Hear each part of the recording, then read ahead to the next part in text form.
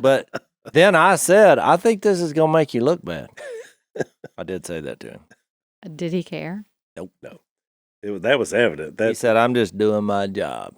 Early on, he had already decided he was going to give this ticket. That was the thing I got. Well, good, because of all the crime in Monroe, which Monroe has very high crime, let's take time out to give someone a seatbelt violation ticket. That was exactly my take. Is there not enough going on? Oh, there's enough going on. Well, and she means because I had my seatbelt on, but just not properly. Yeah, to get a severe, I would call it, interpretation of the law and actually ticket somebody compared to so many.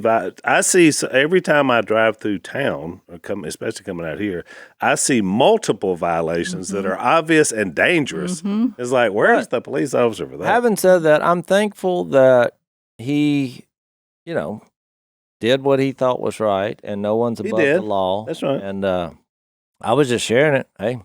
And I thought you were not ugly about him at all. I mean, and we're obviously supportive. Well, when I got the same exact text, and I really thought, I think he sent that to me. He's probably wanting to send that to Al to let him know he's going to be late. I sent it to Al and our producer. Send it all, yeah. And then I copied it. And while he's saying, get back here. That's what got me. Like, the guy's like, get back here. And Jay's like, hang on. I'm texting everybody, telling them I'm going to be late. I was like, who does that? But I honestly thought, oh, this is going to be a story because he's going to talk his way out of this. He talks his way out of everything. That's what he's done his whole entire life. He just talks his way out of a ticket. Is that a compliment? Or it's just a fact. I can't do that. I just bow my head. So sorry. Yes, sir. Hands me the ticket. But somehow you can spin the stories and you can charm and you get out of the craziest stuff. So I'm really surprised that this didn't He work. actually turned to the Bible. I know. That didn't work either. Now that y'all brought this up, well, you know where I messed up? I went to Hebrews. I should have went to Ephesians. Because he got bogged down in the earthly tabernacle. Don't think he was paying attention. Sins that were accidental and unintentional. The word is unintentional sins, which is what happened with me breaking this law. Well, this needs to be your opening for your sermon in a couple of weeks. I'm preaching on this, and I was struggling with how to make this relatable. Oh, it was a gift. This was a gift. Thank you, Lord. You needed to I had to pay. When you preach this, then you need to tell everybody when you're preaching, I've already preached this sermon. You know what I already had one, and he did not respond to I just had an epiphany. It all started when I spoke at that event last Saturday, and I gave that kid $20 because I didn't have anything else in my bag that I felt comfortable giving, because it was my Bible and the duck calls that I actually used. Yep. But he was carrying his Bible. I think I told this story. You did. He was 19, and I thought, I've asked for more hats. I need to give him something, and I didn't want to give him my actual hat because I had to continue speaking. I didn't want my hair in my face. I gave him $20, so now I'm seeing a trend. When I speak, I must pay a certain amount of money for illustrations. So we just added a zero here, because even though he said it was going to be $25 or $30 ticket, I will guarantee you it's going to be more than that. It'll be 200 and something. Yeah, you got to pay those court costs. So now, Missy, it wasn't about the money though. To your credit, he asked Dad and I, did we know that was the law, and we did not. Which, babe, you found it fascinating. I didn't know. Well, let me ask y'all a question. Did you take driver's ed? No. Thank you. Bill, did you take driver's ed? Okay, so I did, and I knew that was I did take driver's ed, but Dad was my driver's ed instructor. So, and he at that time was anti-seatbelt. We knew there were some somewhere in the vehicle, but they were stuck down where you could never pull them out again. I didn't have an extra strap in my truck. No.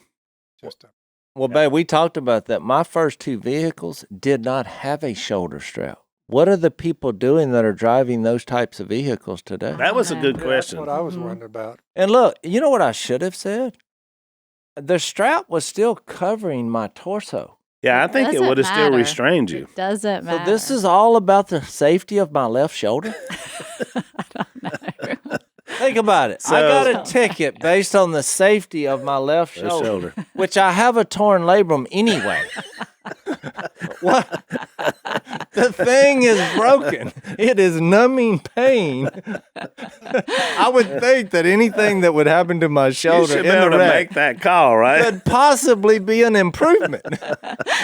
This is your argument. This should be your argument. We didn't even get into that part of the argument. You could plead not guilty I and think go I to should. court and, I think and I do this should. and not pay the ticket. Go I to was court. going to do this one time. Let's do it to the should I plead not guilty? Plead not guilty.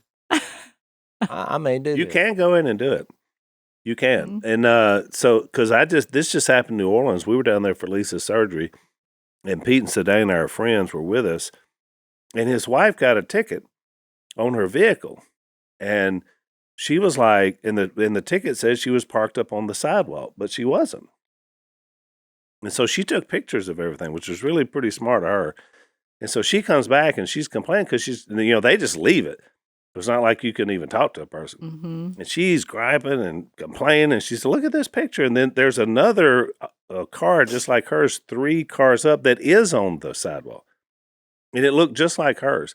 So I don't know if it was a mistaken identity or something happened. But anyway, I'm like, well, how much does it cost? She said, $40. And I said, well, $40. What are you going to do? Go down and fight it? And she said, well, I would if I had the time. Her husband comes in and she tells him he's hot. And he says, give me that ticket. So he finds out where he has to go. He goes down there. It takes him 2 hours. Goes into this DA's office, and he starts showing the guy. So he's like, no, that's the ticket. So he starts showing him the pictures, and then the guy's like, well, yeah, I think you're right. And he kind of hem-haws around. And then finally he says, no, you're right, and he didn't do it. So the guy took 2.5 hours to get out of it. He did, but I was like, Pete, it was $40. Was it worth that? And he was like, it's the principle. Well, said that's exactly what you said. The only other time I got pulled over that I got a ticket, I initially got a ticket, was they said I evaded a red light. It was back when we did fantasy baseball. I know this. You think, what does this have to do? Babe, I don't Babe, think you should go down this road. 'cause telling this I'm going story. to disagree with you on this. So Telling this, I was by myself. You yes, weren't. I That's know. why I like having know. Missy up. And you told me what you did when you got home because we were very young in our marriage. Yeah, and I didn't have any money. But back then we used to read newspapers. So the internet hadn't really taken off, or it hadn't come to me yet. So I wanted to check the baseball box scores to see if I had won my fantasy baseball thing. So I took a right and pulled into a gas station. I looked over at the newspaper and they were out. So then I went on. Well, cop pulled me over. Said, I'm going to give you a ticket. You pulled through private property and evaded a red light. And the ticket said, evading a red light. You know how people cut through? And I said, no, misunderstanding. Back to the Scotty Scheffler deal. We have a miscommunication. I was going to get a newspaper, but you'll see over there that if we drive back over there, there's no newspapers there. I'm in fantasy baseball. I went through the whole thing. Yeah. So he gives me the ticket. But when I called in, he said, no, it's all you got to do is call in. I called in. I said, I will pay this ticket under one condition. I did not evade that red light, and I will not pay this ticket for that. You can change it to I trespassed through. Okay, I can see a point there. And they said, well, we've decided not to make you pay the ticket. They threw the ticket out. Oh, so Right. they threw it out already. They threw it out. I didn't pay it. But I was willing to say that I did that. But I explained why I did that. If you still want to give me a ticket, I'll pay it. But I was not evading that red light. I think So- this story has changed in the last 30 years. I'm just saying. You that's think what it's blossomed into I think this it's changed. But if you believe it, that's Mr. what Smith counts. goes to Washington situation here? Missy doesn't sound convinced. You kind of did that a lot. You didn't like stopping at red lights.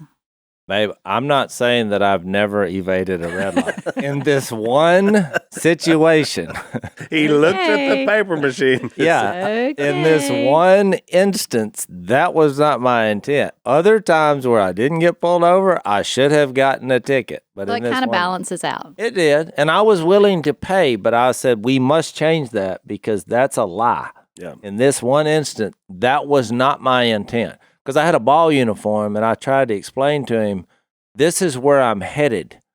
And so it made sense from a map standpoint without getting into the details. Because it's like, I got a ball uniform on. Right. Let's Google it. We didn't have Google back then.